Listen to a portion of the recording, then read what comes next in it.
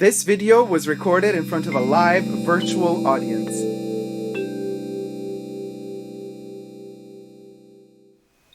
Hi everybody, Dacob here. Welcome back to my channel. Today I am very happy to welcome you all to my brand new Perfume YouTube channel. Thank you guys so much for watching and tuning in. If you're new to this channel, and you probably are because it is a new channel as of now, be sure to subscribe to my channel and join the fun. Join all the perfume fun connected to it. You can also follow me on my other channel as well, the Super Dacob channel. So there are two different channels that I'm working on at the moment. So thank you guys so much for being here. Thumb up this video. Don't forget to thumb it up if you like it.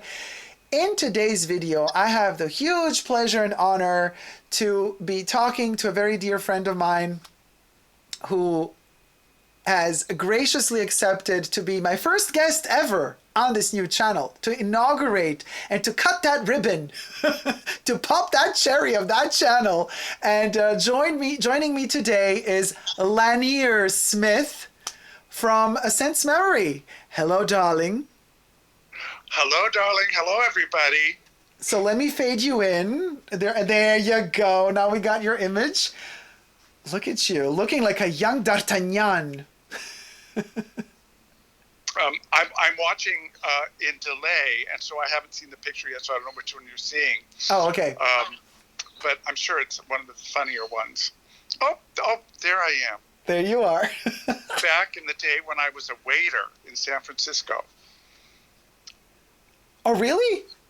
Yes, my first job out of college, I was a waiter in the Embarcadero Center in a early kind of coffee house kind of thing, kind of like Starbucks before Starbucks.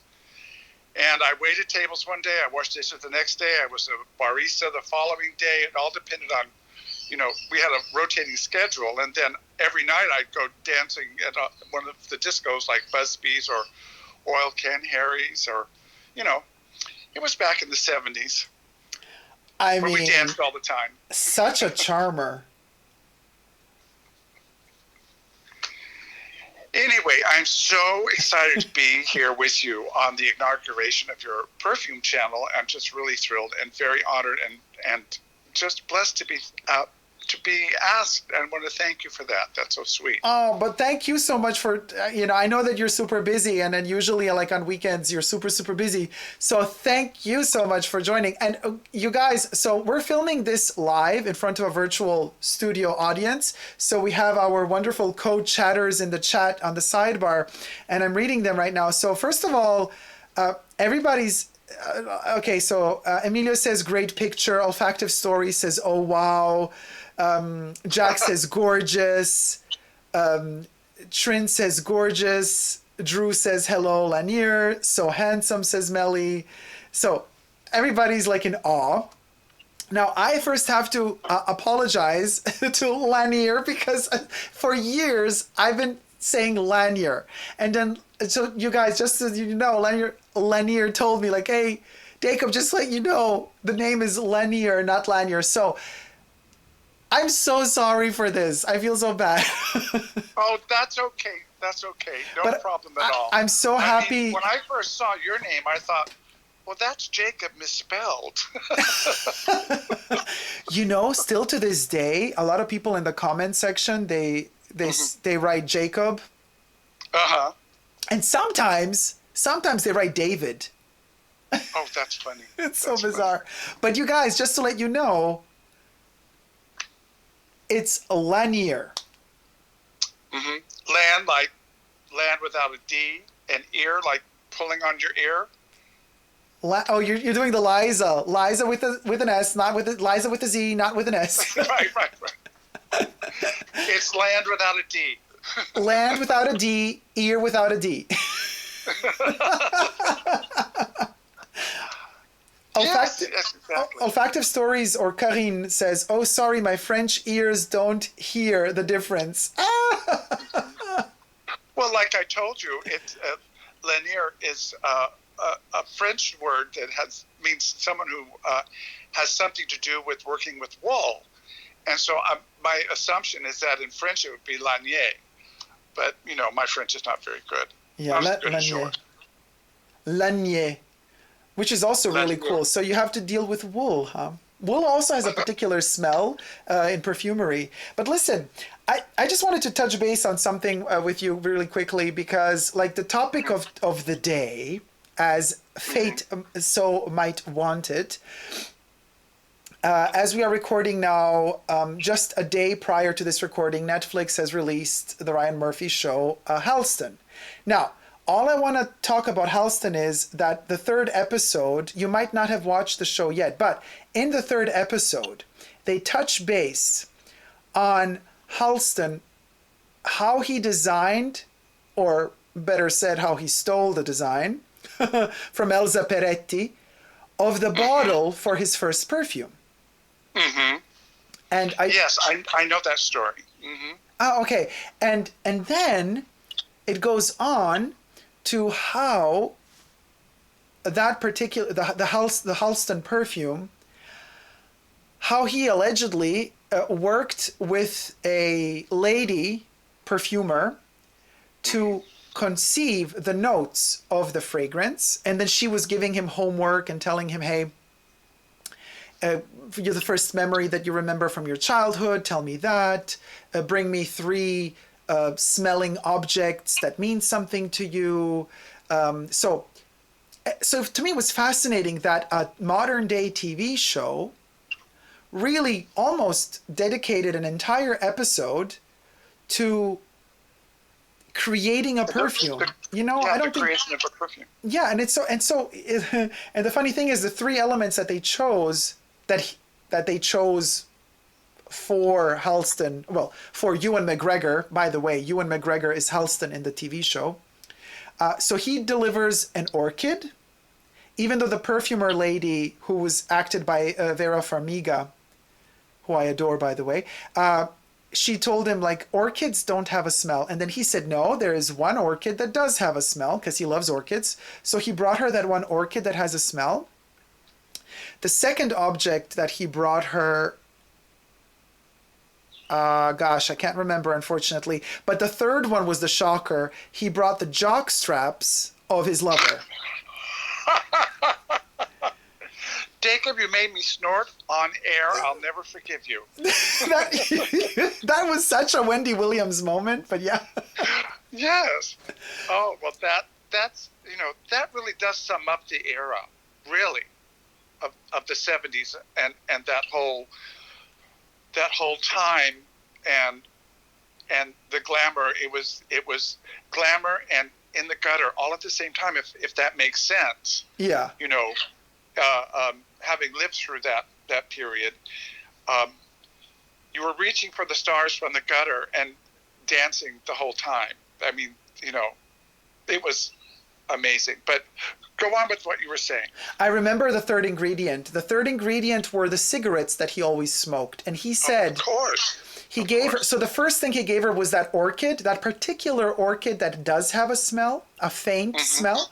The second object was a packet of cigarettes, which he specifically said to her, I want the tobacco, but notice the smell of this cigarette brand that I smoke. It is made to make you more addicted. They add sugar to it. So it's a sweet tobacco note.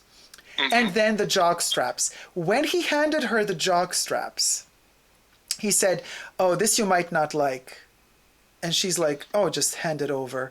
And she took them out without even gloves. She took out the jock strap, covered them with her hands, and completely imbued her nose and mouth into the jockstrap and inhaled it with all her power.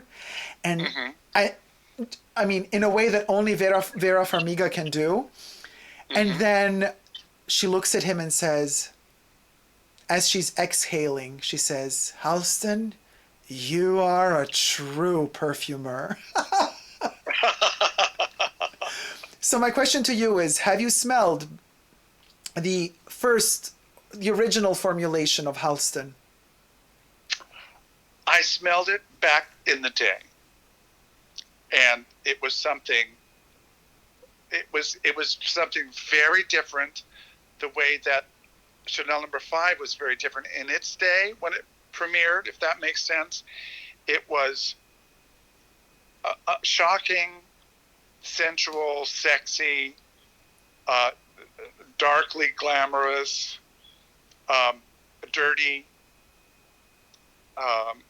in the sense of like, you know, dirty jock straps. But the thing about that little dirty animal running around in a perfume is that it's always connected to sensuality and the body.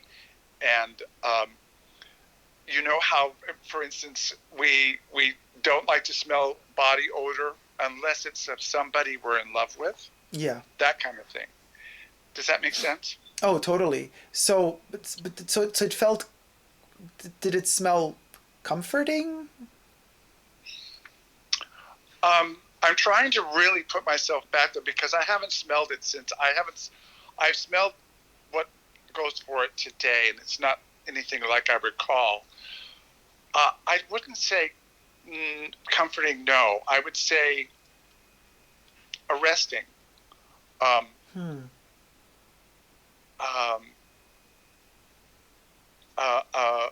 little kind of electric and sensual.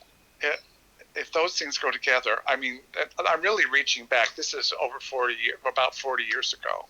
Oh my God, time flies. Yeah, I know. But that's what I recall. I don't recall it. It wasn't restful or comforting in the way that, say, for instance, some fragrances that were popular then, like Jeffrey Bean's gray flannel, to me is like wrapping up in a blanket. That was something that was around that time. Or Van Cleef & Arpels Pour Homme was very masculine but comforting at the same time. I don't recall Opium. Wasn't Opium around that time or just a little after, maybe the early 80s? I can't recall when exactly that came in. Opium came out in 1978. Okay. So that's the period. That to me is I would say that to me is comforting and sensual. But I don't remember feeling that way about Halston. No. But you know, that's me. How do you feel about it? Did you ever smell the original? Not that I know. I don't think so. I have smelled a reformulation, but the original, I can't remember. I do remember the bottle though. Very, very. Oh yeah. Having it in my hands. Iconic. Couple. Oh gosh, over 10 years ago, but. I can't remember how, if it was acidic or leathery or if it was sweet smelling.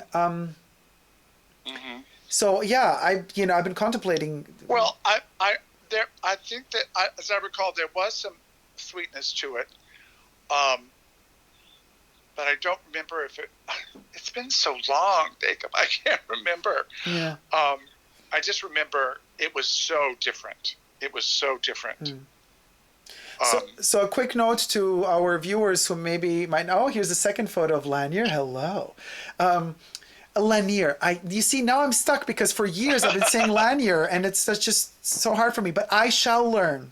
We learn. We always learn. You know, it's like unlearning the way you said something for a long, long time. Like for years, when I was a kid, we came up from Los Angeles and went to San Francisco for the first time, and all those beautiful Victorians, and we're driving around the car, and I was looking at the fronts of the houses, and I said, "Aren't the facades beautiful?" Oh, the facades! I love it. My mother said, "It's facade, darling." Oh my God! But that took me a while to get over that. So it'd take a while to, relearn my name, but that's okay. Oh, thank you for the patience. Oh, absolutely. So for the bottle, so Elsa Peretti, the designer who then ended up working for Tiffany, that actually just passed away this year, she designed the perfume bottle for Halston. And so in the TV show, we find out that they had an issue.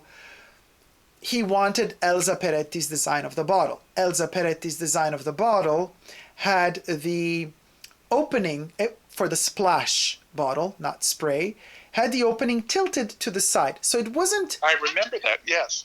...erectly open to the top, but it was slightly tilted.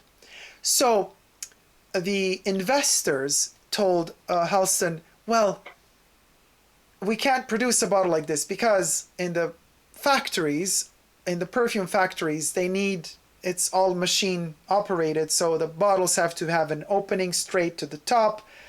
Liquid gets poured in, bottle moves on, dabber comes on top with another robot, and then the process is done. And Halston said, no, the bottle needs to be tilted to the side. The opening needs to be tilted to the side. And then the investor said, but you know, it doesn't make sense because this perfume is for a woman. And here we get to a point that I never really considered, but once they started talking about it, it kind of struck home. And this is what they said. They said a woman that buys a perfume, a splash perfume, needs to have a sensual, intimate relationship, not just with the liquid, but also with the bottle. And the bottle needs to have a phallic symbol. Oh.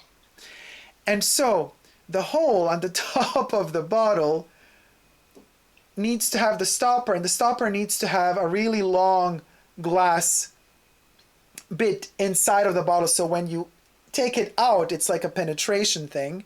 And then on that glass stopper, dabber, you have liquid, which you kind of smear yourself with, which is as if the bottle came all over you. Right. And they said, so the dabber needs to be longer. The dabber that Elsa Peretti made looked more like a clitoris than a penis. So they had an issue with that. And they had an issue that the orifice was tilted to the side. So, as legend wants it, then Halston said to them, so is this a problem, is this an issue of money? Or is this an issue of you telling me that, you educating me in how good sex is done? And they said, no, it's a monetary issue. Then he said, well, how much would it cost for the factory to add these extra robotic adjustments so that the bottle can be filled not from the top, but from the side? And they said $50,000. And then he said, fine, wrote a check, gave them the check and said, do it. Are we done here? Or do you want to educate me more about sexuality? And then they were like, oh my God. So he paid it himself. And he got the bottle tilted to the side, the opening tilted to the side. And the perfume was a huge success. And they gave him the $50,000 back after the perfume sold out everywhere. But to me, it was just so fascinating, this thought of having it acknowledged so openly in a TV show, nonetheless. Well, on Netflix, I guess they can talk more openly about these sexual things, but right. Associating the bottle as an act of penetration and having the dabber as a phallic symbol that then connects to the female body. And mind you, this is only for female perfumes, because as we know, male perfumes in splash bottles back then did not have penetrating dabbers. They had either screw-on stoppers, and then they would just like kind of spill the cologne over you. I used to take my finger and put it over the top of the opening and turn the bottle upside down, and whatever was on the tip of my finger went behind my ear. Yeah. And tip it again and put it down between, down by the base of my neck, etc. Yeah. So that's how you did those. Yeah, of course, the man had to finger the bottle, and the woman had needed to extract the dabber out of the bottle. Yes. But it's so fascinating how I have the feeling. I'm not even going to go there. But it's so fascinating. But we're talking serious. I mean, it's kind of funny, but it's also serious because it made me think. So maybe in perfumery, female fragrances were developed. Specifically, here I have Chanel No. 5 that has that little dabber in there. It penetrates and you pull it out, and then you kind of put the liquid over you, and then you put it back in. Well, the dabber in the Chanel number 5 is short and squat, kind of round. And I know the ones you're thinking of are very long, that you pull out, you pull it out, and it, you know what I'm saying? But yes. Isn't the dabber in Chanel number 5 kind of short? And it is. Long? It's as short as the one in Halston. But older Right. Chanel number 5 dabbers, in particular for their testers, came in elongated bottles with a very long glass, pointy, almost like a needle that went all the way down into the bottle. Yeah, and that's the classic form, that needle-like shape. But here's a twist. It made me think, today, we are losing the art of splash perfumes. We're all about the sprays. Yeah. And I have the feeling that we have become, also as a society, we're aseptically clean. We are clinically clean. We are... Especially after this last year. After this lockdown year, for sure. But it's like, you don't touch a person. The person should not have human smell. It should only smell of soap. Like we have de-animalized ourselves. And even the perfumes of today, I have the feeling, mimic and mirror that attitude, because the perfume bottles of today, you have no touch with the actual liquid inside the bottle, because there's only a spray. And the spray aseptically extracts the juice from within the bottle and then puts it onto you. But you have no more physical interaction with opening that bottle and poking inside of it and taking the liquid out. Like, you have no access to the interior organic structure of the perfume. And I thought, isn't that fascinating that reflects the perfume bottles of today, and the way of perfuming ourselves really reflects the kind of sociological times we live in. I thought that was super fascinating. Absolutely. And to this day, when I spray fragrance, I often spray my fingertips. Really? And then go and then put it on from my fingertips behind the ear and at the base of the neck and on the wrists. Because when I was younger, it was mostly splash bottles. And there was a more control on how much you could put on that way. You could put just a little on with something that was very strong, or put more on. You had more control than with a spray, I think. And so often I'll just spray the tips of my fingers and apply it that way. It's so much more sensual that way too, because... Yeah, that's true. It's a whole art form. I mean... It is. Not just creating a perfume, but also applying the perfume. Applying. And that's a thing I say over and over on my channel with people who say, oh, the longevity, doesn't last long enough. I go, but then you get to go through the ritual again. You can move on to another perfume.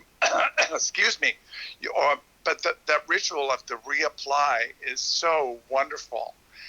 And that's something I really enjoy. And it is ritualistic. Yeah, it's a I don't know, maybe it's too harsh to say it's a cathartic process, but to me, it is kind of cathartic, because the application of the fragrance to me is just as powerful a ritual as the actual smell itself on my skin. Yes. And it's also, in a sense, you're crossing yourself, as the Catholics do. It's very religious movement, if that makes sense. Oh yeah, with the crossing yourself and when you enter the church and the holy water. But also, yeah, definitely, completely. It's a very ritualistic thing, and I meant cathartic before, because the actual application with dabbers and kind of being able to penetrate that bottle, having a hole in that bottle, actual hole, not just a sprayer.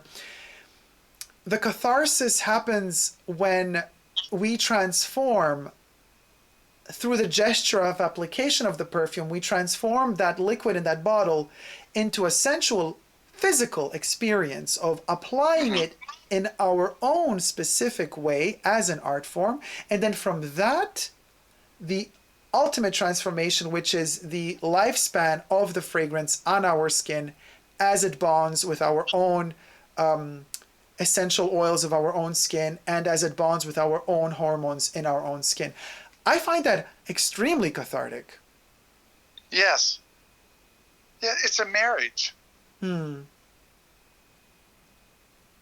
It's a marriage of the fragrance with the person, and if it's successful, it's a great marriage. If not, oops, I'm not going to buy that perfume again. No, exactly. And I have the feeling when we had more splash bottles, perfumes really, how to say this? So, for example, nowadays, a big issue that perfumery has, it's the times we live in are very quick. Everything has to be quickly lived.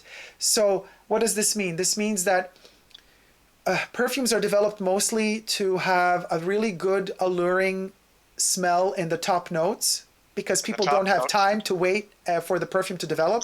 They don't have time 1 hour to wait until they decide if the dry down of the perfume is good for them. So a lot of the modern day perfumes are built in a way that the top notes sell the perfume. Yes. But the dry down is just not there. Or it's really bad, poorly done, cheaply constructed.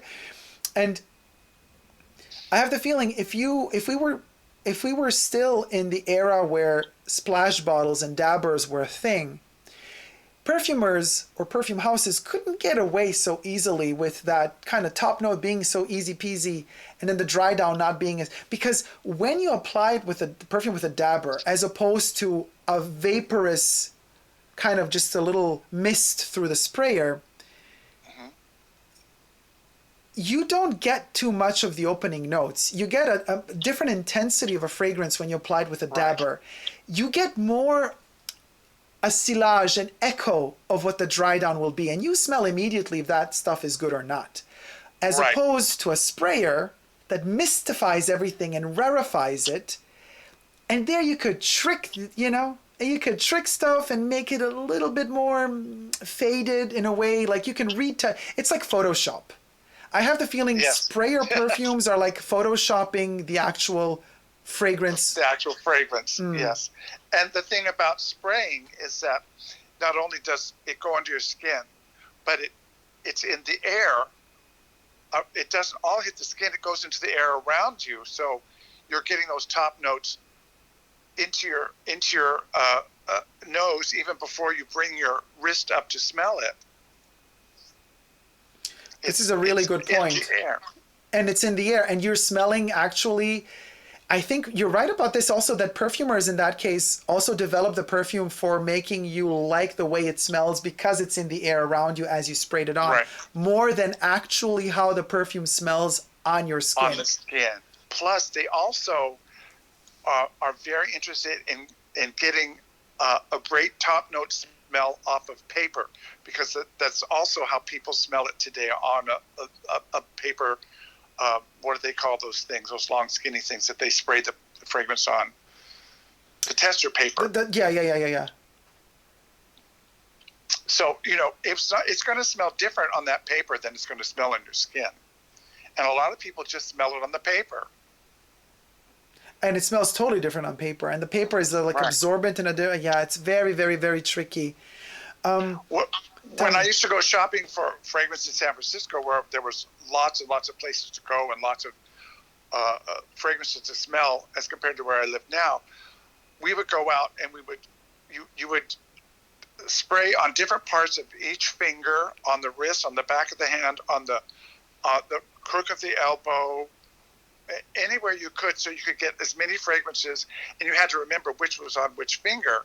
And we'd make notes in a notebook of which finger had which fragrance, and then, wear it for 20, 30 minutes and make a decision. But nobody does that. But, us fragrance nuts. Yeah, I still, although I have to say, even though it smells completely different, but if I find like a vintage Vogue or Marie Claire or something magazine from the 80s that still has the strips of perfumes inside the magazine, even though it smelled completely different, and it's on this kind of lacquered paper, and then you kind of clip it open, and inside it's just like a glue with perfume Yes. on it. And you can never trust those. Never trust those because they always smell like kind of like bug spray. They do smell like bug spray, but they made me dream. And even though they were completely kind of fake, a fake depiction of the fragrance, Yes. they were. Well, it's all about the advertising in that case. It's all about the photograph and, Yeah. and the, you know, and just maybe a hint of the fragrance is there in that glue. And that fascinating gesture when you open the magazine and you pull off that tab and the scent is revealed on that glue. And how, that gesture of kind of putting your arm on the actual, so wait, I have a little, like I have here, like let's say this is a magazine, and this is the classic gesture you would do. You would open it up, and there would be a little strip of perfume here, and then you would just put your arm, and then you would like rub it off of the paper like that. Yes, yes. And then you'd be like, And there's also the sound of the paper pulling away. Yeah. That's a little bit similar to opening the plastic wrap on a fragrance box. That wonderful sound that you get when you open the plastic covering. Yeah, the foil. The foil, the crackle. It's like, oh, okay, boy, this I have to tell you, this is one of the, you're going to laugh now maybe, but one of the most delicious parts, well, of course, of your videos on your channel, but that always get me hypnotized in your videos. You're not going to believe this. Now, of course, the cocktails, obviously, Yeah.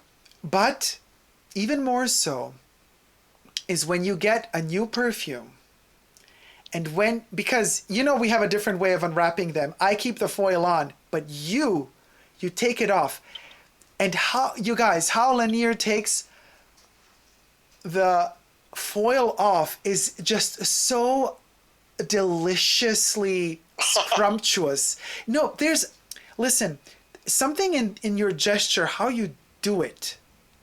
You do it with so much delight. It's like a full saturation of pleasure. It's like, yes, and you say it in a lot of your videos. You even actually mention it. In one of your videos in particular, in one of your Chanel unboxings, you said, oh, I know Dacob keeps the foil on, but I'm just going to take it off. And I remember, how you take it off, and that effortless elegance of not being afraid of enjoying it fully, not being afraid of destroying the package, not being afraid that you might be damaging something. No, the contrary, you make it desirable to feel that experience of taking that foil off and the crackling of the sound.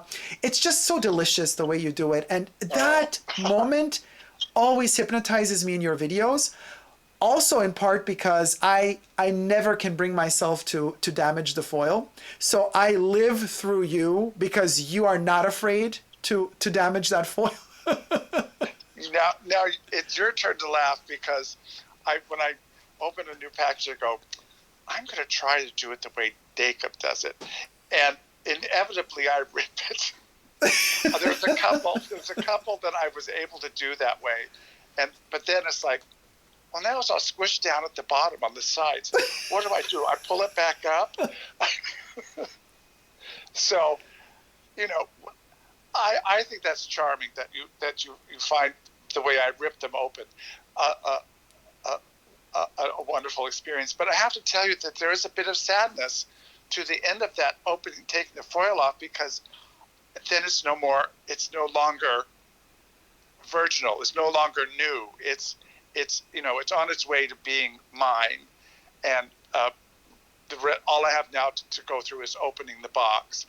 And once that's open, a certain sadness is there for me, because that wonder and excitement of just having the whole package as it comes from the store is gone. So I understand why you open it the way you do, so you can close it back up and still have that magic. Yeah, and also because I preserve the boxes, so I feel as long as the foil is around the box is not going to get tarnished or fade or dirty. Right. Especially with Chanel perfumes, because all of their boxes are white. Well, most of them are. That kind of reminds me of the ladies in my old neighborhood when I was a kid in the early 60s who kept the plastic on their couches. There are still some ladies today that keep the plastic on the couches. Yeah. So they never get dirty. They're always new. Yeah, I mean, it's insane. The plastic on the couches, it's a thing. It's a thing. And I think it's only a thing in America. Yeah, I'm positive it's only a thing in America. But I have not seen it in years and years. But maybe you have. But I have not seen that in years and years. And I mean, there were even ladies who kept the plastic on the lampshades. Oh my God. The plastic, you know, it was bizarre looking. And you go over on a hot summer day before we had air conditioning, and you sit down in your shorts on that plastic couch, and you'd stick to it. It was awful. Oh my God, sticking on the plastic couch in the summer. Yes. Oh. In the summer. Oh my God, you guys. So, look at this photo. Well, hello, gorgeous. Which one is up there? Glasses? No. Now you're dressed in a red dress, and I think you're Elizabeth. Yeah. Actually, there she is. I see her. Actually, that was, I used to only do drag once a year on Halloween with my gym mates. The gym I went to in San Francisco was called the Muscle System. Of course. And once a year we would do a charity Halloween drag party, and we'd raise money for local AIDS charities in San Francisco. And each year it was we'd give to a different charity, and we would raise thousands of dollars every year. But each year there was a theme. That particular year was the year that Bill Clinton became president, and we were all supposed to be Washingtonian type of society ladies. Well, I thought, I'm going to go as Liz Taylor when she was married to John Warner. So that's what I did. And I have 3 different wigs on there that made a huge, Greek style hairdo. And the dress I made myself, it was a copy of Edith Head gown that Elizabeth Taylor wore in Elephant Walk. And in Elephant Walk it was white, but I did mine in that fuchsia color. And you can see on my shoulder there's a little red ribbon for AIDS awareness. Yes, I see it. So every year we do that different year. One year we all were supposed to be pregnant, so I went as Pregnant Lucy from I Love Lucy. Oh, wow. I'll send you that picture separately. But anyway, that's where that picture comes from. And that was probably about 1992 or 3. 1992 or 3. Yeah. Gorgeous, before darling. The face fell. Fabulous. Letty says in the chat, wow, I thought it was Liz Taylor for a moment. Well, it's all, I luckily have a similar bone structure, but it's a lot of paint. Well, of course, makeup is, well, yeah, but I mean, Elizabeth also used a lot of paint herself. Yes. I mean, this is gorgeous. So, do you remember on that joyous occasion, what perfume were you wearing that day? I was wearing White Diamonds by Elizabeth Taylor. You were? Oh, wow. Yes, of course. That was the first woman's fragrance I ever bought. And because before then, I only wore men's fragrances. I hadn't explored women's fragrances. Oh, really? And of course, yes. And of course, I knew what Chanel No. 5 smelled like because my mother and my aunt, my grandmother all wore it. And so there's a similarity between White Diamonds of that era. I still have the original bottle. I still have that bottle.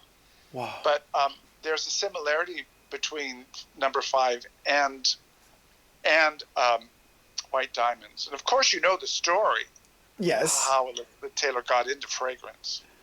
I told that to you. You did tell it to me, but do you want to, I don't know if you want to say it again for our viewers who maybe don't know. I'll tell it really quickly. So Elizabeth Taylor was friends with a woman who's still alive today, who's a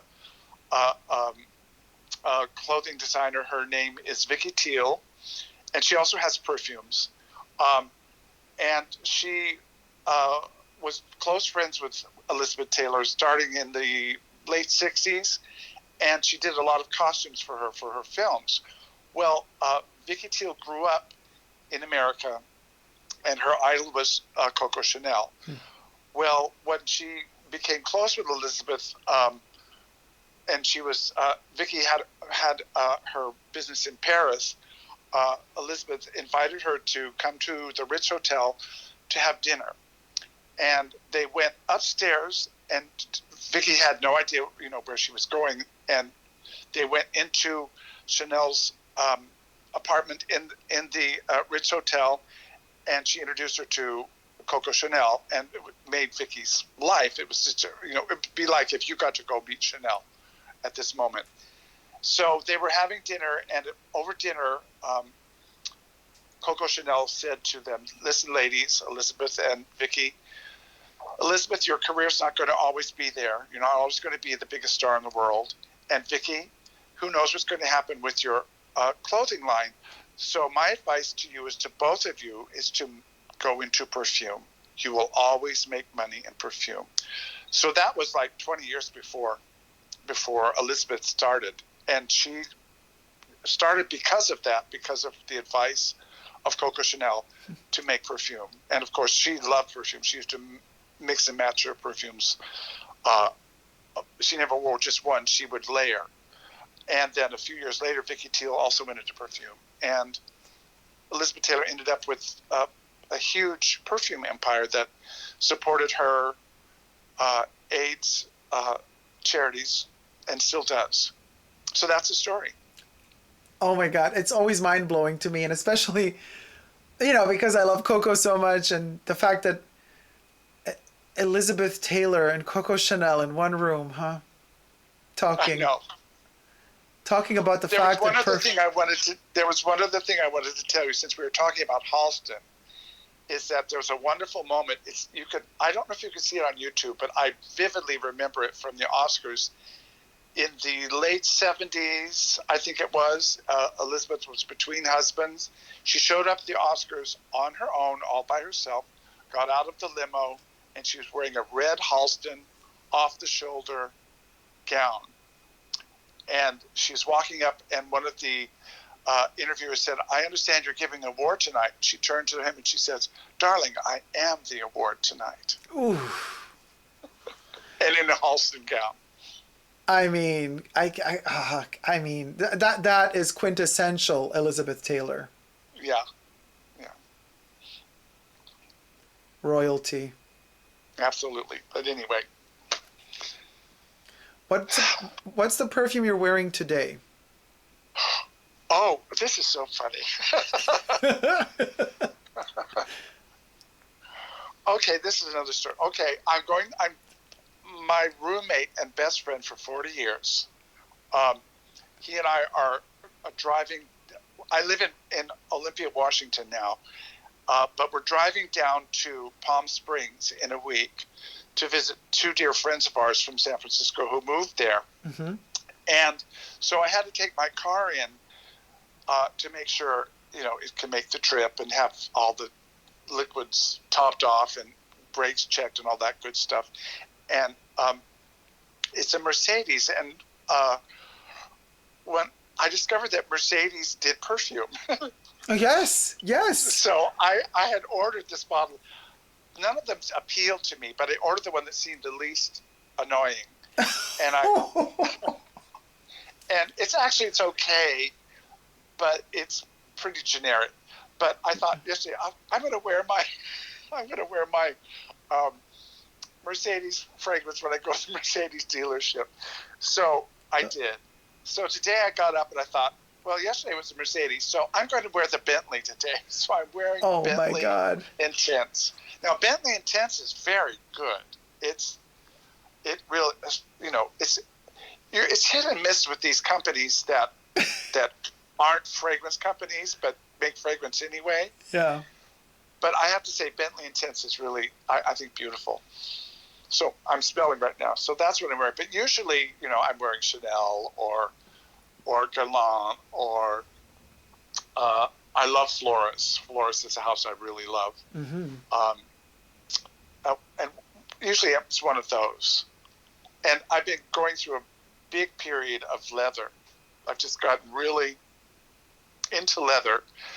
I know that sounds, I don't mean it the way it sounds, but I'm into leather.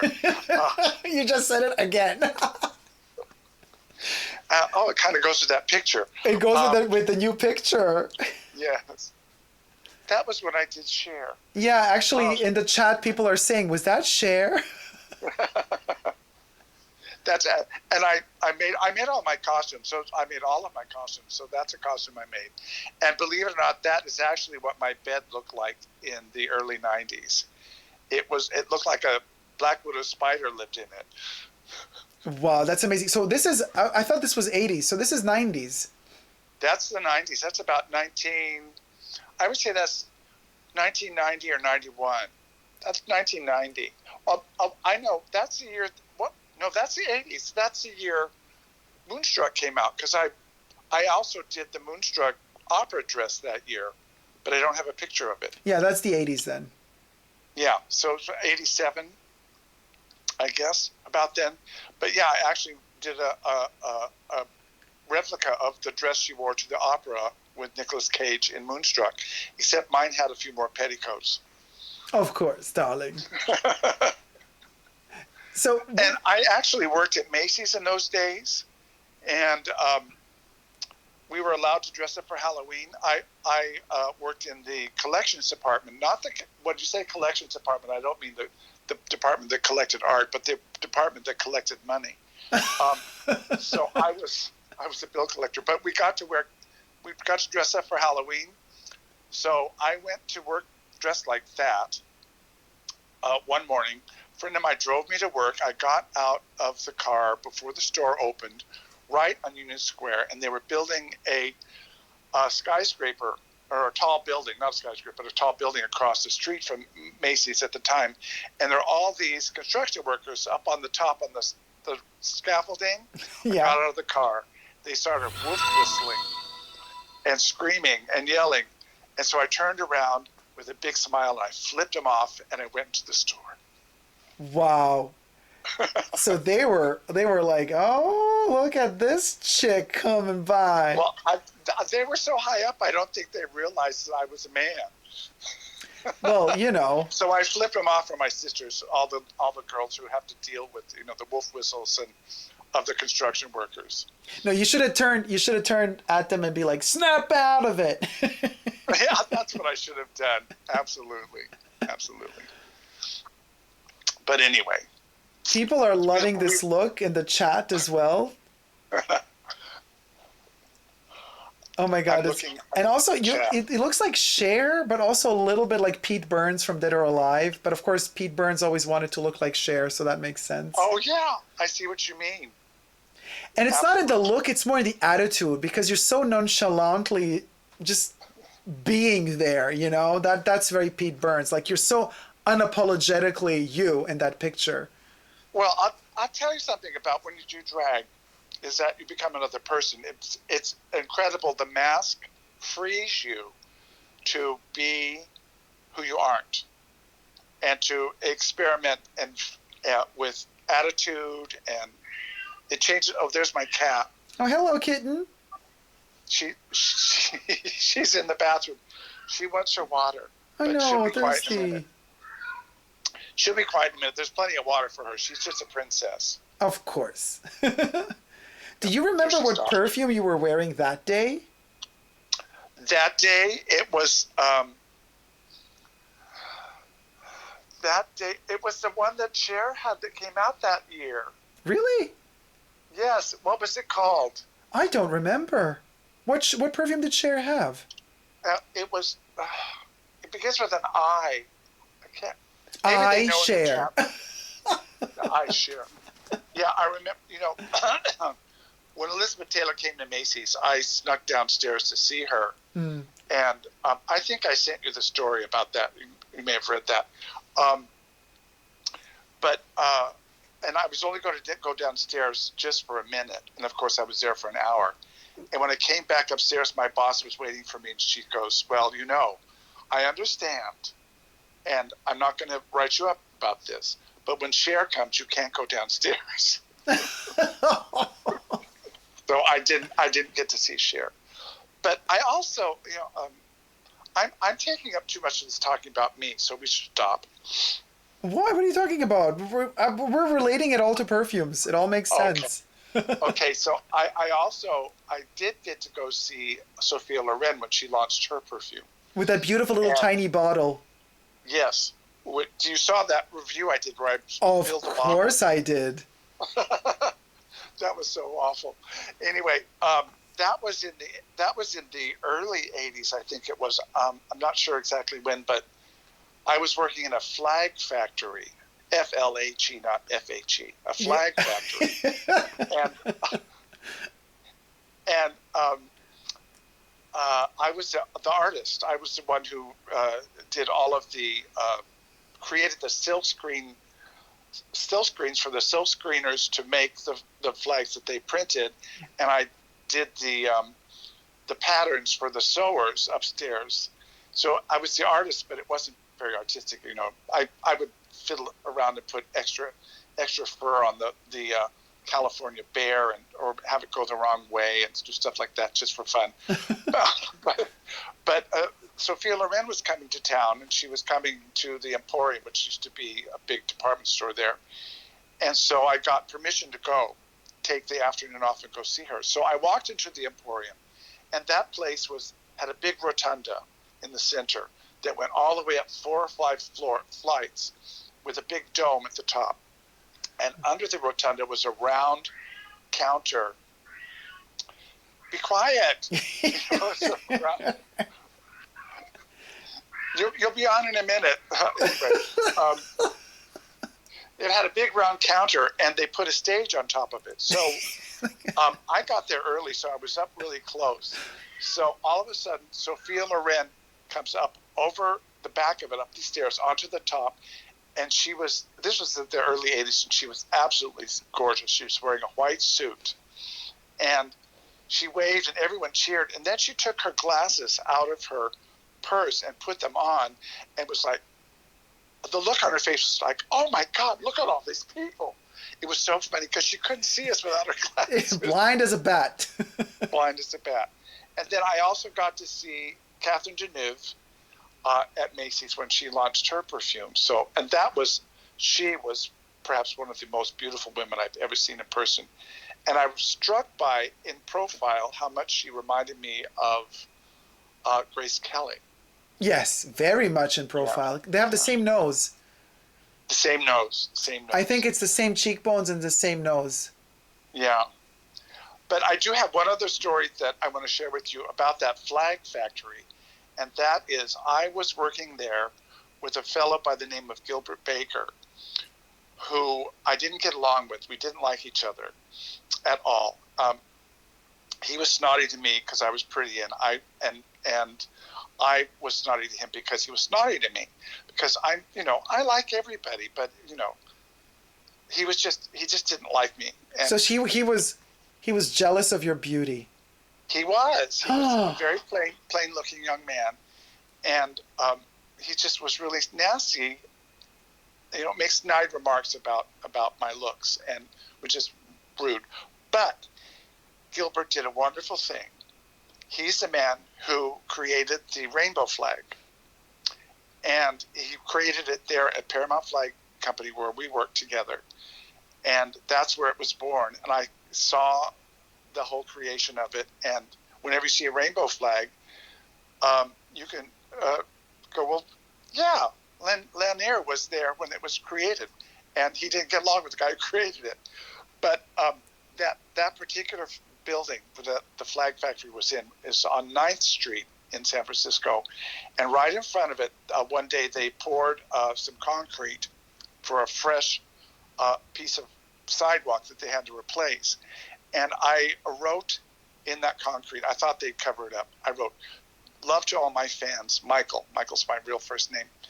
And It's still there to this day. No. So if you're ever in San Francisco, go down to 9th Street around Harrison and look for a white building with a light pole in front of it, and you'll see my name there. Oh my God. Guys, is anybody in San Francisco right now who's watching us? Go to the spot where Michael signed his name and take a picture for us, and please send it to me via DMs if you find the spot. That's a beautiful Easter egg hunt. Yeah, that's a beautiful Easter egg hunt. It's very near Trader Joe's. Very near Trader Joe's. Now you know. Uh-huh. So, but interesting. So the guy who created the rainbow flag, if he was such a bitter person and couldn't handle your beauty, like, what was he thinking when he created the rainbow flag? Like, did he create it on his own? The thought process behind each color of the rainbow, like. He did. He created it on his own. There was originally another color in it, and I don't remember which one was removed. Was it purple? I don't remember. Or orange? I can't remember. It used to have one more color.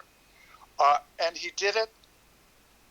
I don't remember all the details, but he did it for the what we in those days just called the gay parade. Yeah. And in those days, I saw my first one in 1975, and in those days, it was just a little march down Polk Street. In those days in San Francisco, Polk Street was the gay mecca before it moved over to Castro. But then around I think it was probably the year he created the flag, they transferred the parade to Market Street, and it's been on Market Street ever since. And he made the flags, and the city put them up along Market Street, and it just blew up from there.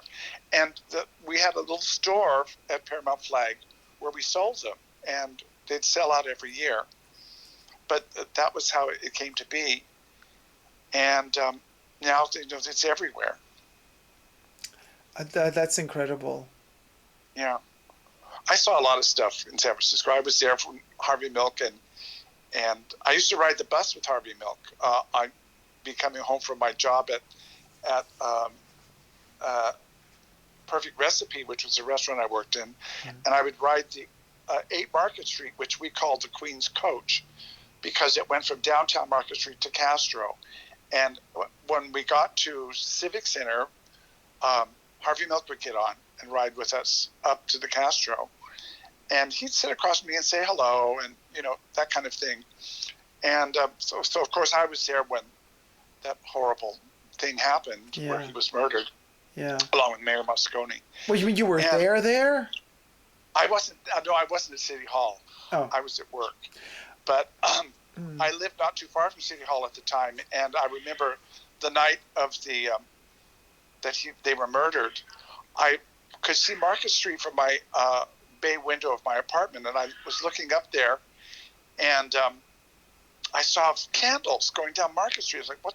Oh my God, it's a candlelight march." So I ran out and joined it, and I went to City Hall and stood in front, and I heard Joan Baez sing, and then Dianne Feinstein, who at that time was just a city supervisor, came out, and she had found Harvey in his office when he'd been shot, and she came out and spoke to us, and was incredible. I knew then that she was going places. An incredible speech, and it was a very moving night. And then as we all left, there's a life-size statue of Abraham Lincoln to the left of the front entrance to City Hall, and everyone put their candles on it. He's sitting on a chair, leaning on his elbow kind of forward on his knee. And it just struck me that Abraham Lincoln was taken down by an assassin. Yeah. And Harvey Milk and Mayor Moscone were too. He was in a theater, right? Yeah, he was in Ford's Theater. Yeah. Right after the end of the Civil War. Yeah. So that really struck me as almost poetic. Very, so beautiful, very, very all poetic. All those candles. But I saw a lot of wonderful, fun things and great things in gay history in San Francisco. It was. I was very blessed and lucky to live there through all of that amazing time. Wow.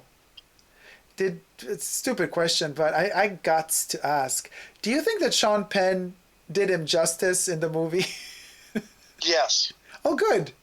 Yes. He was, yeah, that was.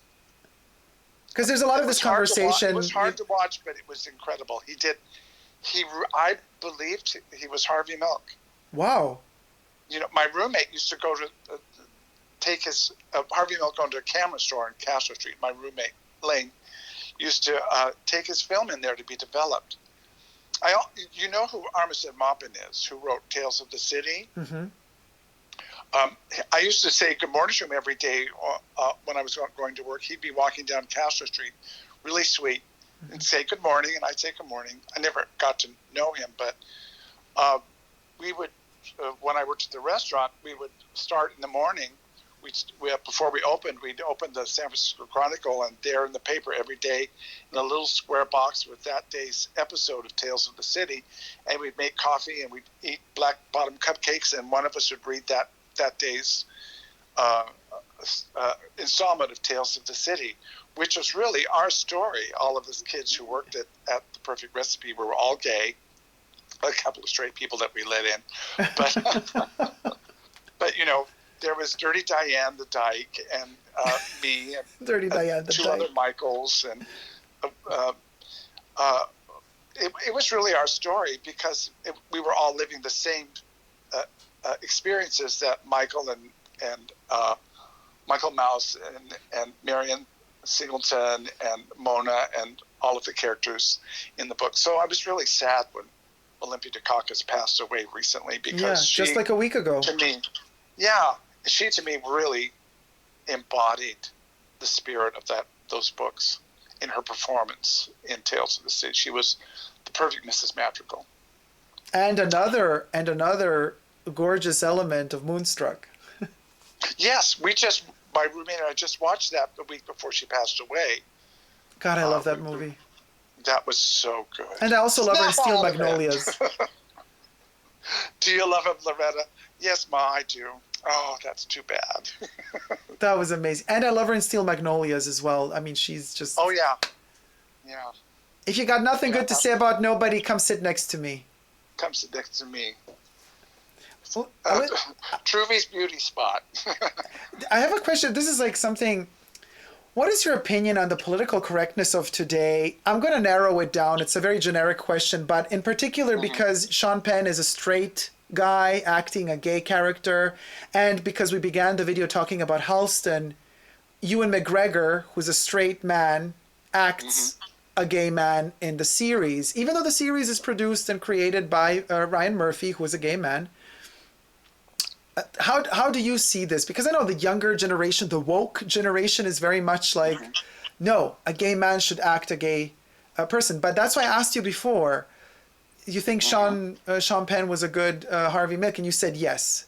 So I guess you answered the question then. To you, does it matter that a straight man is acting a gay part, or does it matter? You know, I remember I was watching, I'm going to shut her in there in a second. Hold on just a second.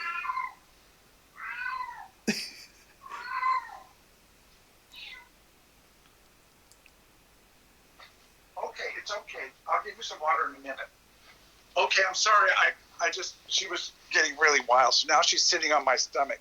The cat was channeling Elizabeth Taylor. She was. She's like, give me my champagne now. Where's my spotlight? So I wanted to say that I was watching the episode where you were all talking about that, and I think I did say something in the chat. Yes. And my feeling is that, having been an actor myself in my very, very, very early youth, that I think that an actor's job is to create a character and live within that character and leave who they are behind. I think if it's a good actor and the right actor for the part, it doesn't matter whether he's straight or gay,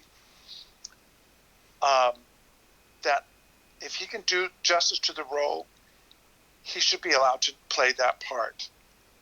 That's how I feel about it. Perfect. I love what you said. I agree with you. Mm-hmm. I understand where people are coming from. And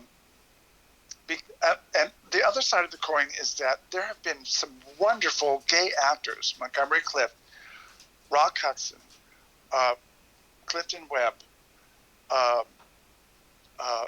James Dean, the list goes on, who played nothing but straight roles. Well, back then they had no choice.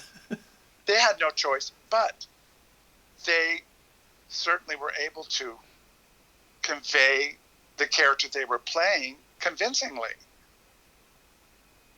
It had nothing to do with who they were personally or their sexual preference or who they liked to kiss. They made you believe. When Rock Hudson kissed Elizabeth Taylor in Giant, you believed he was in love with her. Oh, absolutely. You even believed him when he kissed Linda Evans in Dynasty. Yes. Like right before he had to come out to the world and say he has AIDS. Yes. Yes. Absolutely. I do have one other story. Ooh, do tell. You reminded me of this because Elizabeth Taylor used to come to San Francisco incognito all the time to visit the hospices where boys were dying of AIDS and their parents wouldn't show up, and they were completely alone. And she would come and sit with them and talk with them, and just and nobody, without publicity, no one knew she was in town. And I had my second. I had lots of different jobs, but the second time I was a waiter. I was in the Castro, and I worked the night shift in this place called the Port Deli, and I was the night manager. Night manager. That was a great show. Yeah. Anyway. Anyway, so one night, this friend of mine who drove a limousine as his job, he was a limo driver, called me up. We closed at 10 o'clock. He called me up about 10 after 10, and we were cleaning up, and he says, Michael, I have a client. I can't tell you who it is, but this client is really hungry and it's had a long day, and you guys have the best food there, and I talked you up. Can I bring my client in? And I said, no, I'm sorry. We're closed. We're exhausted. Everything's put away. I'm really sorry. No.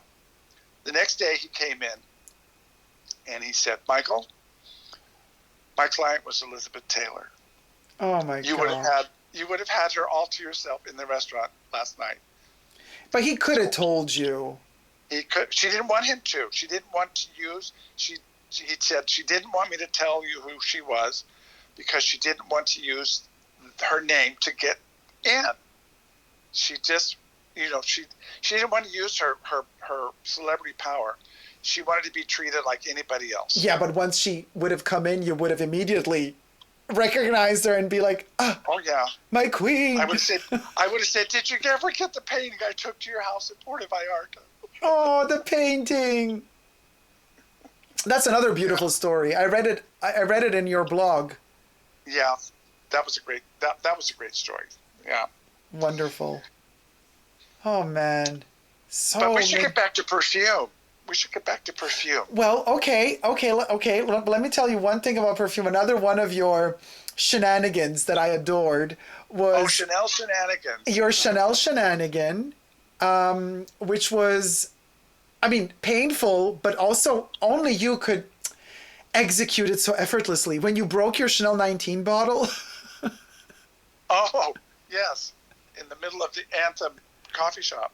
In the middle of the coffee shop. Like, I love it that you take your bottle to take a picture of your perfume bottle in the coffee shop, and then off it goes. Yeah. I photographed my scent of the day, where especially at that time when I was going to that coffee shop, which is too far away from me now to go to. But I would take a perfume a day. I'd go to the gym. I'd be done at the gym. I'd spray that perfume for the day. And then I'd photograph it with, whatever I was eating or drinking at the coffee shop. At this particular time, I got up to leave and I had my bag upside down. And it was the coffee shop was full of people. It was almost a full bottle of number 19. Broke on the floor. I was humiliated and embarrassed. And immediately the manager came out, who I've since become very close friends with. And she said, no problem whatsoever. And she said, don't you worry about it. And she cleaned it up and everything. The next day I went back into the shop, and everyone who worked there goes, what was that perfume? I want to buy it. The place smelled wonderful. And so I sold a lot of bottles of number 19 by breaking the bottle on the floor, kind of similar to how Coco introduced number 5 in the restaurant by spilling it on the coffee table, Yes. on the tablecloth. Well, even more actually similar to Estee Lauder breaking Youth Dew in department stores, breaking it. Oh, I didn't know that. Mm-hmm. Legend wants it. She would break them, so there was no way of like saying, oh, why did you do that? It's like, oh, it broke, sorry. And then the smell would be everywhere. Everybody would be like, oh, what is this perfume? We want it. Wow. Yeah, you pulled a Youth Dew on them. I did. What would be your favorite Chanel perfume? My favorite Chanel perfume. Well, Is it possible to even choose? It's almost impossible, but I have to say my favorite would have to be POUR HOMME. And I was lucky enough to find, I'm going to have to do a video of this, of a vintage bottle, just like the one I bought when I was 21 years old, my very first purchase for myself, which at those days was called Chanel for Men. Yes. And it says that on the bottle. Yeah, I know. So I've got that. I'm so excited. It's a splash bottle. It's tiny, maybe 3 inches tall, 4 inches tall. And so I would have to say that's my absolute favorite. My absolute favorite women's, it's a real struggle. It's very close between number 5 and number 19. I can't choose. Yeah. I can't choose. Yeah, it's difficult. It's difficult because one is birth and one is death.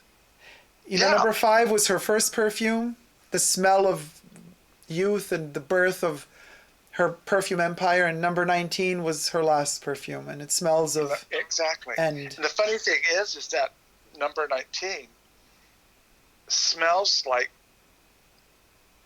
spring, like life just beginning. It's so green, and yet it was created at the end of her life. It is green, but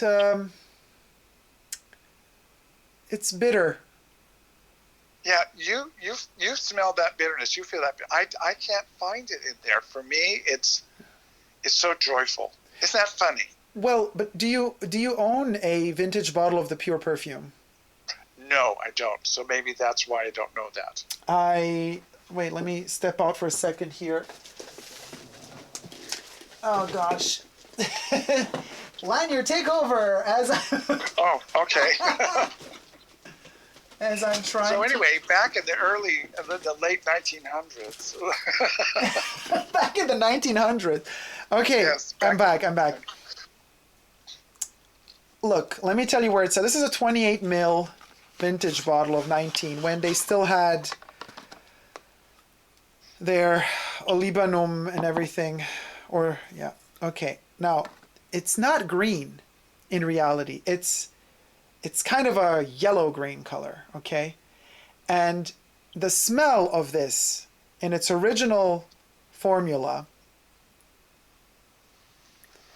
oh, okay, it is, I love it, but there's so much sadness in here. It is a chypre like no other. I mean, it's a green chypre, but it's so beautiful. That bottle is so gorgeous.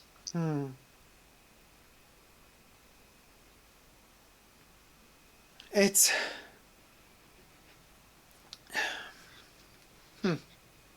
there is, do you remember the first version of Rive Gauche in the Pure perfume form? The Pure perfume form, it's more oily. It's like very aldehydic, metallic. This has a metallic tone to it. It's a very sharp, precise, sharp smell. It's a little bit bitter because Henri Robert really knew Coco, and he knew her so well, and the sadness in her last years, the sickness, the addiction to morphine, the sleepwalking. You know, she used to wander the hallways of the Ritz at night, sleep wandering. No, I didn't know that. And then she would fall and break a hip. That's the reason why she couldn't ultimately go to the premiere of the Katharine Hepburn musical dedicated to her life. She was supposed to go to the premiere, and she was supposed to fly to the States, but she canceled last minute because in one of her sleep wandering through the corridors at night of the Ritz, she fell and she broke a hip, but she didn't want anybody to know, and so she canceled the flight. But Henri Robert, he knew all of this, and he knew the sadness, and he knew about the pain she went through her whole life, and the isolation, and the loss of friends, and the addiction. And so this perfume, it's, I mean, nothing more poetic is out there, you know, because number 5, as beautiful as it is, it still lacks that knowledge and wisdom of somebody who has lived their life up until the end. Yeah. It's a perfume developed for a person that is in the middle of the blooming time of their life. 19 is a perfume, it's the end. And it's so masterfully blended because yes, it's clean. Yes, it is like spring. But the sadness in this perfume is that this perfume tells you, I get goosebumps just thinking about it. This perfume tells you from the get-go, yes, this smells of spring, but this is your last spring. I understand completely.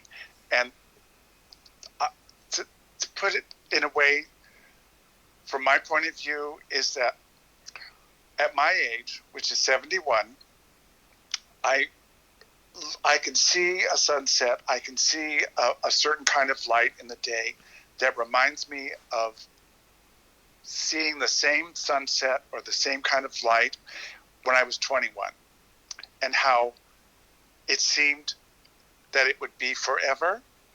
And now the days are numbered, dwindling, and there's a certain beauty and sadness and a little bitterness in looking at those images and remembering how in youth you don't ever really think you're going to die when you're 21. You think you're immortal.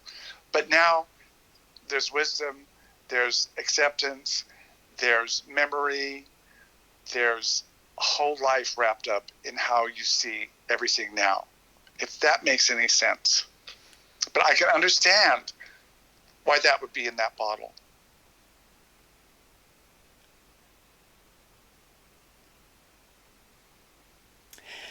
Okay, now you made me cry. Oh, sweetie, I'm sorry. I didn't mean to do that. No, it's Oh, it's perfect. oh, well, I didn't mean to make you cry. But you're my friend. I'm going to share with you. No, it's just so beautiful, and that's exactly what this perfume is. And he knew, Mm-hmm. And he dedicated it to her. It was her personal perfume. And just like she decided with her black dress that she made for herself for the funeral of a boy. Mm-hmm. It was first a private thing, and then she said, oh no. The Every whole world woman in the world is going to me. mourn his passing. Yes. Yes. And Yes. she decided with her perfume as well. She's like, oh, this is my final, this is the smell of the end. Everybody is going to wear it. Yeah. Yeah. So 19 is, I mean, I have a whole new feeling about it now that we've discussed this. I think I'm going to wear it a lot more. but again, the eau de parfum is something totally different because Jacques Paul. Yeah. Oh yeah, I have the pure parfum, and I have the EDT. Yeah, and they're very different to the eau de parfum. Very different, and sometimes I blend them together to get a whole third dimension. Yeah, and I mean the eau de parfum is made. It's like when Jacques Paul went on this adventure of trying to soften all the heavy hitters from Henri Robert. So he introduced a Cristal eau de parfum, which is very different to the eau de toilette that Henri Robert made. And then he softened down number 19 by introducing the eau de parfum. And so, but in fact, I sometimes mix the eau de parfum with the eau de toilette if I want to tone down that sadness a little bit, because the eau de parfum is more happy. The eau de parfum is more like a joyful, like, don't worry, this is not your last spring. You got one more or two more, maybe. Yeah, you got two more. You got two more in the bucket. Don't you worry about a thing. That was Jacques trying to lighten the mood in the 90s. You know, when you pulled out that bottle, it reminded me, your vintage bottle, it reminded me that I have a vintage bottle that no one ever hardly talks about. And is it number 46? Number 46, yes. 46, which is a beautiful fragrance. And I also have something called, is it En Fleur? Yes, En Fleur de Chanel. No, it's... what is it? It's... Yeah, En Fleur de Chanel, I have it here. Wait. Yeah, and no one ever talks about that one either. No, I reviewed it. I know you did, but nobody else did. And I don't know if I did. I think you did. Dacob, do you find that you go, I'm going to do a fragrance, did I review this already? You know, like, I can't remember if I reviewed this. Am I going to repeat myself? Or what if I say completely different things about it? Yes.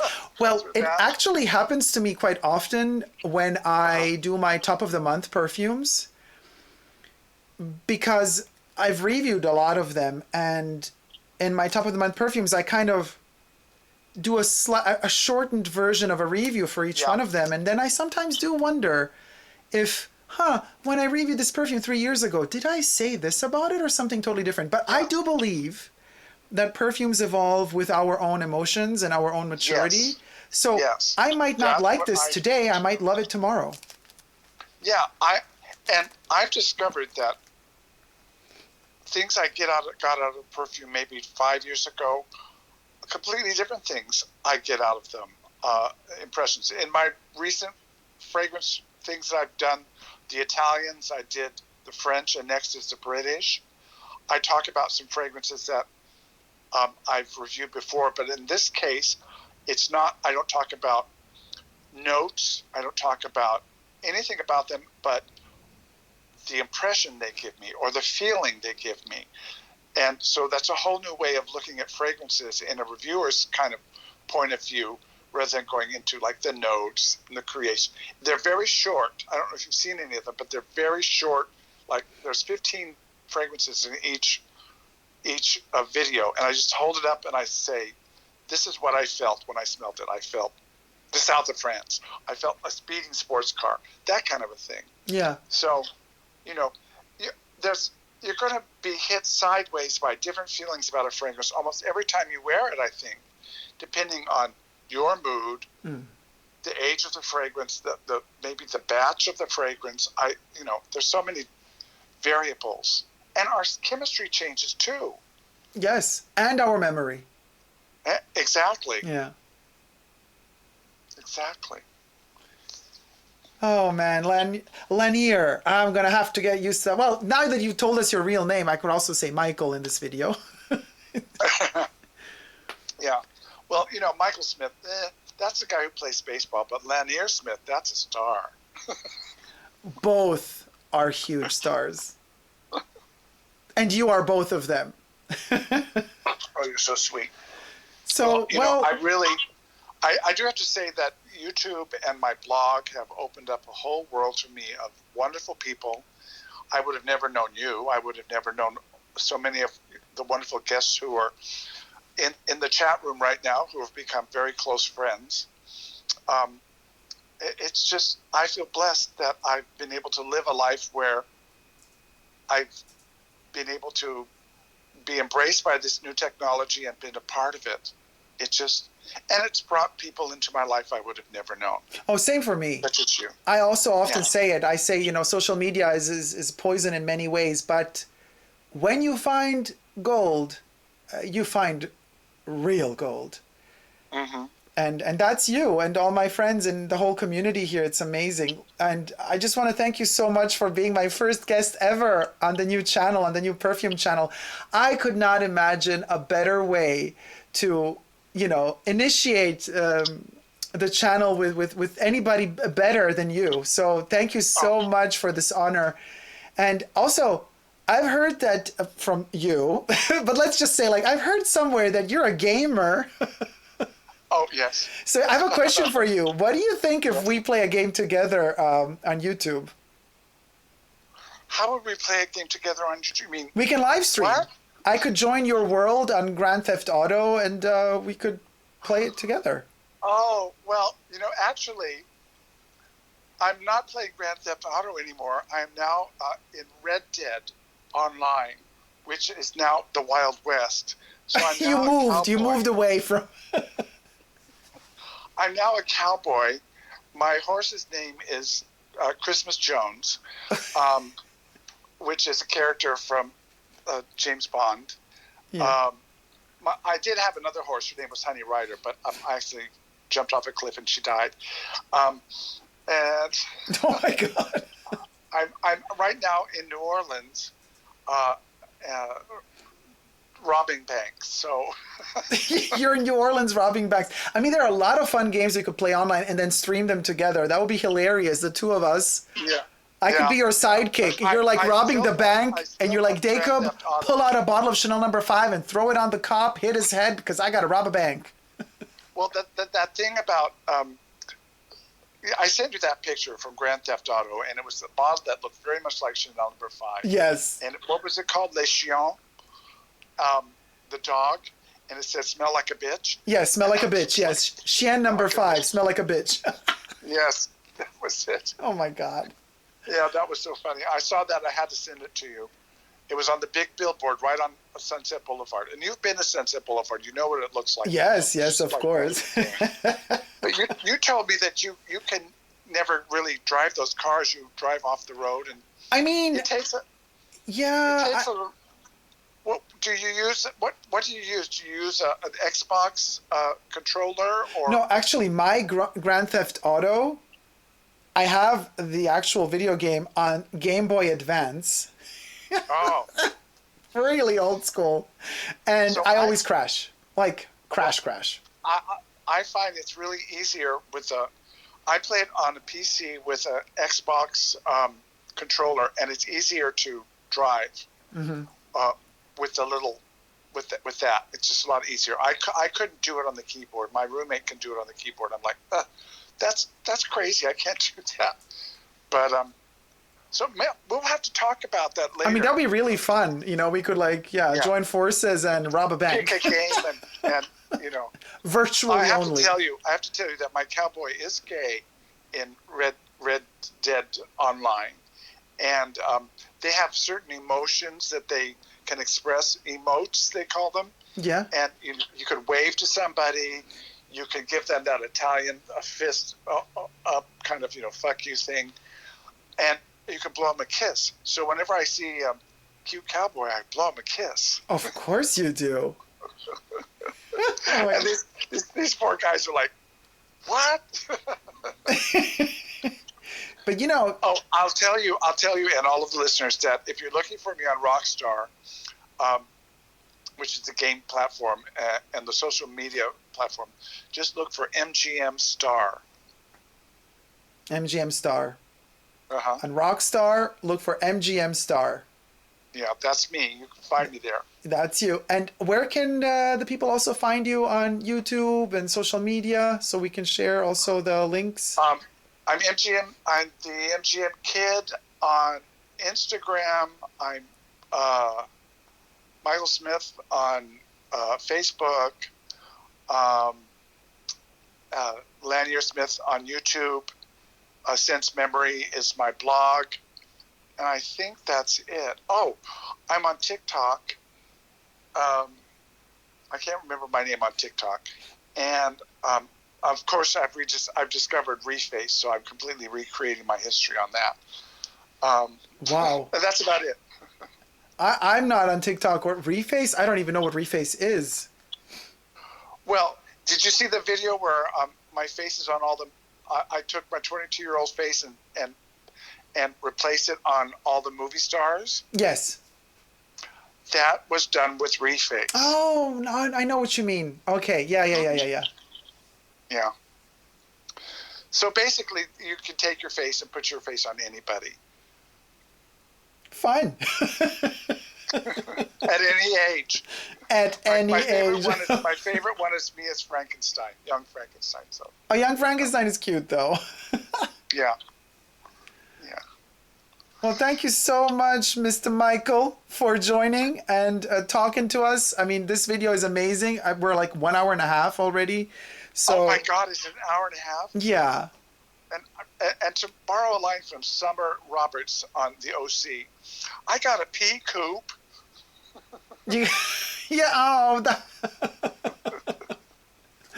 oh man. And I need a donut.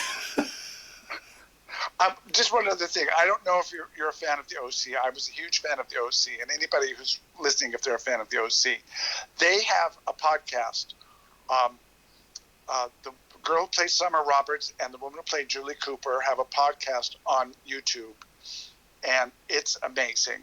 So if it's all about the OC, so if you want to catch up with them, and anyway. And how was the podcast called?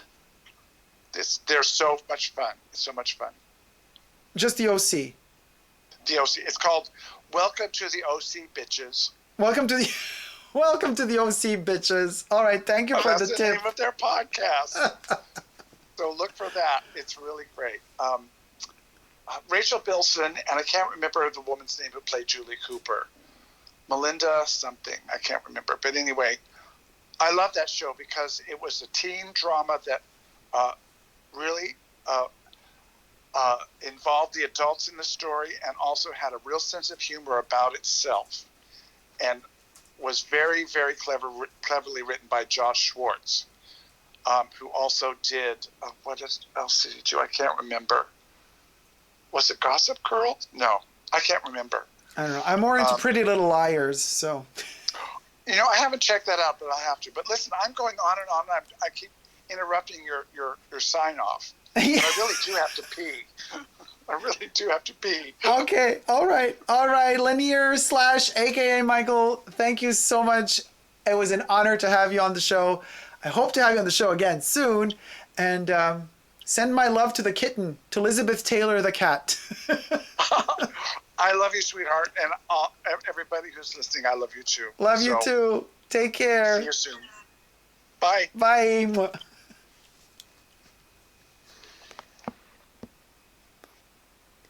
So thank you guys so much for tuning in.